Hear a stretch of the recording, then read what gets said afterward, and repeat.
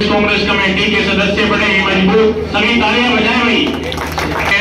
पंकज सचदेवा जी बड़े भाई हमारे बहुत ही मजबूत, दिवांशु बुद्धिराजा जी का हमारा स्वागत करेंगे, कृष्ण राव जी,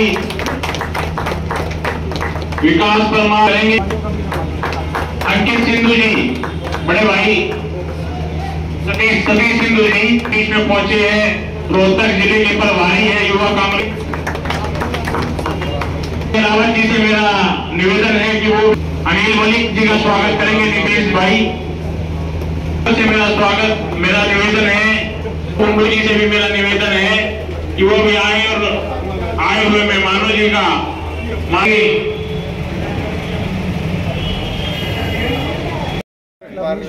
चाय पानी और इसमें और जो बच्चे हैं उन सबकी ऐड करवा दो भाई की, तो आगे अगर आपके विधान कितना जोड़ पाएंगे आप लोग?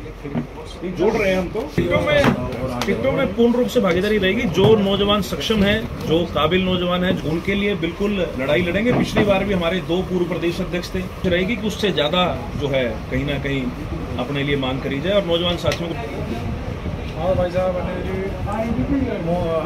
सही नहीं है। और वहीं कांग्रेस के ही जो पूर्व मंत्री हैं उनका कहना है कि जो जातिवाद है और कास्ट की राजनीति है वो भूपेंद्र सिंह हुड्डा कर रहे हैं, खुद की पार्टी के। इसका विरोध कर चुकी है। अगर भूपेंद्र सिंह हुड्डा जी कास्ट की राजनीति करते तो ये पंजाबी समुदाय का बच्चा आज यूथ कांग्रेस का अध्यक्ष ना होता। अगर भूपेंद्र सिंह हुड्डा जी कास्ट की राजनीति करते तो ये साथी एनएसयू हरियाणा का अध्यक्ष ना होता।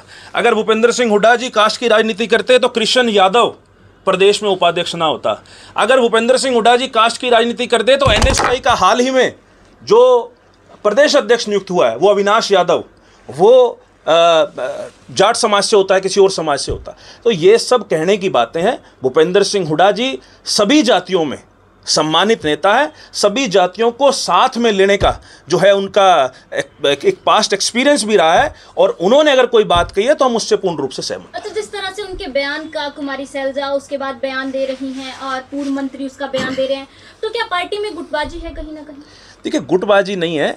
राजनीति में हम भी चाहे हैं सम्मिलित, राजनीति में हर व्यक्ति की इच्छाएं होती हैं और राजनीतिक इच्छाएं रखना कोई गलत नहीं है। जो व्यक्ति मेहनत करता है उसका राजनीतिक इच्छाएं होना एक स्वाभाविक सी बात है और अगर उन्होंने कोई ऐसी बात कही है तो वो उनका जो है उनसे आप इस बात का जवाब मांगिए। लेकिन कहीं ना कहीं मुझे लगता है कि आज प्रदेश में जो हमारा कांग्रेस नेतृत्व है वो कुशल नेतृत्व है और आम जनमानस कहीं ना कहीं एक उम्मीद के तौर पर, क्योंकि भाजपा से लोगों का मन उब चुका है, अब लोग विकल्प के तौर पर किसी पार्टी के नेतृत्व की तरफ अगर देख रहे हैं तो वो चौधरी भूपेंद्र सिंह हुड्डा जी, उदय भान जी और दीपेंद्र सिंह हुड्डा जी की तरफ देख रहे हैं। और मैं ये बात आपको फिर से कहता हूं कि 11 महीने का समय रह गया विधानसभा चुनाव के अंदर, भाजपा की उल्टी गिनती शुरू हो गई है। मनोहर लाल खट्टर जी सीएम हाउस में से अपना सामान पैक करना शुरू कर दो, आपकी विदाई का समय तय है। अच्छा, 2019 के समय भी यही कहा गया था कि पूर्ण बहुमत से कांग्रेस की सरकार आएगी, तो क्या ऐसी कमी रह गई थी 2019 में और 2024 में जो दावा कर रहे हैं, ऐसी क्या नीतियां हैं जिनको लेकर चल रहे हैं? कमी नहीं रह गई थी। कुछ गद्दारों के हाथ में हरियाणा के लोगों ने 10 विधानसभाओं की चाबी सौंप दी। कमी तो पिछली बार भी लोगों ने नहीं छोड़ी थी। लोग तो पिछली बार भी भाजपा को हरियाणा से बाहर का रास्ता दिखा दिया था, लेकिन कुछ गद्दारों के हाथ में 10 एमएलए की चाबी जो हरियाणा के लोगों ने सौंपी, आज लोग पछता रहे हैं। इसलिए इस बार लोग बीजेपी के खिलाफ और कांग्रेस के कुशल नेतृत्व की तरफ देख रहे हैं और उसी नेतृत्व में विश्वास करते हुए चौधरी भूपेंद्र सिंह हुड्डा जी और उदय भान जी के नेतृत्व में कांग्रेस पार्टी को वोट देंगे। कांग्रेस का संगठन बनने में देरी हो रही है, तो उसको किस तरह देखते हैं? चुनाव भी नजदीक। देखिए, कांग्रेस का जो संगठन है वो प्रोसेस में है। अभी हाल ही में पीसीसी डेलीगेट्स और एआईसीसी डेलीगेट्स की लिस्ट भी आई थी पीछे, और हमारा प्रदेश नेतृत्व और आदरणीय हमारे प्रभारी दीपक बाबरिया जी भी वो लगातार, क्योंकि दिल्ली में लगातार इसके ऊपर कार्यरत है, लगातार इसके ऊपर उनकी जद्दोजहद चल रही है।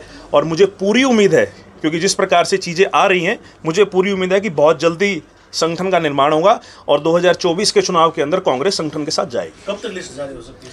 देखिए, इसके बारे में तो दीपक बावरिया जी या प्रदेश अध्यक्ष जी बता सकते हैं। बतौर युवा कांग्रेस संगठन हमारा पूरा तैयार है। हमारे 90 के 90 विधानसभा अध्यक्ष हैं युवा कांग्रेस के, 31 जिला अध्यक्ष हैं, 50 से ज़्यादा हमारी प्रदेश कार्यकारिणी है और हम अपना संगठन जो है वो युवा जोड़ो हरियाणा जोड़ो के माध्यम से ब्लॉक स्तर तक आगे बनाने के लक्ष्य से हम लोग काम कर रहे हैं। जी सर, बताइए। युवा जोड़ो हरियाणा जोड़ो अभियान के तहत आज रोहतक की हमारी जिला स्तरीय बैठक है। हरियाणा युवा कांग्रेस ने पूरे प्रदेश के 7 ऐसे मुद्दे हैं जिन्हें हमने चिन्हित किया है और इन 7 मुद्दों के माध्यम से हम हरियाणा के नौजवानों के बीच में जा रहे हैं, जिसमें सबसे पहला मुद्दा सरकारी भर्तियों को लेकर रहेगा, दूसरा मुद्दा बेरोजगारी को लेकर रहेगा, तीसरा मुद्दा अग्निवीर भर्ती योजना को लेकर रहेगा, चौथा मुद्दा नशे को लेकर रहेगा, पांचवा मुद्दा विदेश पलायन, छठा शिक्षा और सातवां खेल। हरियाणा युवा कांग्रेस ने यह महसूस किया कि इन 7 मुद्दों के इर्द गिर्द कहीं ना कहीं हरियाणा के नौजवानों के जो हैं इंटरेस्ट जो हैं वो प्रभावित होते हैं और इन 7 मुद्दों पर प्रदेश के अलग अलग हिस्सों से अलग अलग संगठनों ने, हरियाणा युवा कांग्रेस ने, सामाजिक संगठनों ने आवाज़ उठाई, लेकिन इस सरकार के कानों तक इन मुद्दों पर जो आवाज़ उठाई गई वो नहीं पहुंच पाई। इसीलिए इन्हीं सभी मुद्दों पर हरियाणा के नौजवानों की आवाज़ को लामबंद तरीके से एक छतरी के नीचे लाकर, युवा जोड़ो हरियाणा जोड़ो के बैनर के नीचे लाकर सरकार के समक्ष उठाने का हम लोग काम करेंगे और आज उसी के तहत हमारी रोहतक में जिला स्तरीय बैठक है। इससे पहले हमने चंडीगढ़ के अंदर प्रेस वार्ता करके और आदरणीय चौधरी भूपेंद्र सिंह हुड्डा जी, दीपेंद्र सिंह हुड्डा जी, उदय भान जी से हमने इसका पोस्टर लॉन्च करवाया था और अब इसी इकाई के अंदर हमारे जनसंवाद कार्यक्रम भी चल रहे हैं। मैं बताना चाहूँगा कि कुरुक्षेत्र जिले के अंदर हमने सरकारी भर्तियों की तैयारी कर रहे 20 से 25 नौजवानों के साथ हमने संवाद किया। आज ग्राउंड लेवल पर क्या दिक्कतें सरकारी भर्तियों के अंदर एक युवा जो है वो महसूस कर रहा है, वो सारी बातें हमने वीडियो के माध्यम से, एक हमारा 35-40 मिनट का वीडियो था वो भी हमने रिलीज़ किया। उसके बाद यमुनानगर जिले के अंदर जो नशे की समस्या है, आज आप देखिए हरियाणा जो कहीं ना कहीं खेलों के अंदर नंबर 1 माना जाता था, 2014 से पहले जब हरियाणा के अंदर कांग्रेस की सरकार थी, हुड्डा साहब की सरकार थी, तो उस समय खेलों के अंदर हरियाणा नंबर 1 था। लेकिन आज कहीं ना कहीं हरियाणा का नौजवान, क्योंकि रोजगार नहीं है, ना ही सरकारी रोजगार है और ना ही गैर सरकारी रोजगार के नाम पर कोई इन्वेस्टमेंट हरियाणा के अंदर आ रहा है, जिसकी वजह से हरियाणा का नौजवान कहीं ना कहीं डिप्रेशन का शिकार हो रहा है। और आज जमीन पर जो हालात हैं हरियाणा के अंदर, पंजाब की राह पर, जैसे 10 साल पहले 8 साल पहले हम सुनते थे कि पंजाब के अंदर किस प्रकार से नशा पंजाब की जवानी को खा रहा था, आज वो हालात हरियाणा के बन चुके हैं। वो एक फिल्म आई थी उड़ता पंजाब, आज हालात हरियाणा के अंदर ऐसे हैं कि आज वो दिन दूर नहीं जब एक उड़ता हरियाणा नाम की फिल्म भी बनेगी।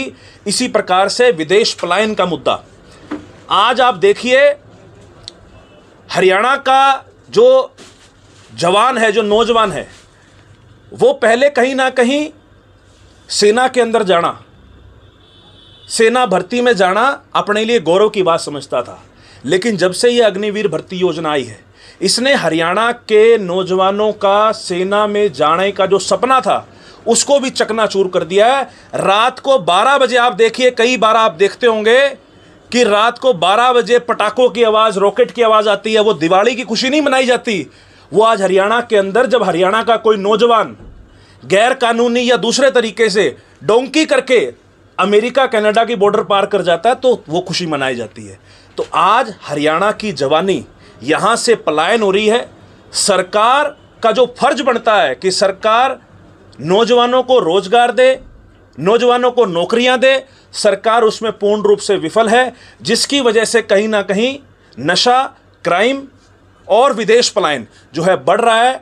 हम इस अभियान के माध्यम से इन्हीं सभी मुद्दों को प्रदेश सरकार के और केंद्र सरकार के समक्ष उठाने का प्रयास कर रहे हैं, ताकि हमारे प्रदेश की जवानी जो कि यहाँ से बाहर जा रही है, जो ख़त्म हो रही है, जो नशों में हमारा जो आज का नौजवान जा रहा है, उसको बचाया जा सके।